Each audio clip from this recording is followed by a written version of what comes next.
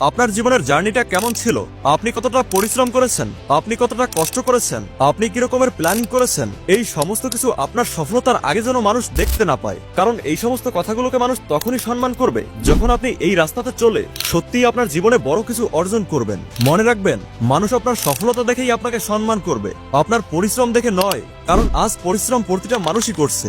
আজ প্রতিটা মানুষের জীবনেই দুঃখ কষ্ট আছে। থমাস এডিসন সফলভাবে বাল্ব আবিষ্কার করার আগে হাজারবার ফেল হয়ে গেছিলেন, আর ওনার এই হাজারবার ফেল হয়ে যাওয়ার গল্পটা তখনই পপুলার হয়েছে যখন সবশেষে উনি সফল হয়েছেন। ইলন মাস্কের ফেইলিওর আজ অনেক বেশি ফেমাস। ওনার সম্পর্কে বলা হয়, লাইফে রিস্ক নেওয়া ইলন মাস্কের কাছে থেকেই শেখা উচিত। কিন্তু এই সমস্ত কথাগুলো তখনই ভালো লাগে যখন ইলন মাস্ক এতগুলো অসফলতার পরেও সফল হয়েছেন।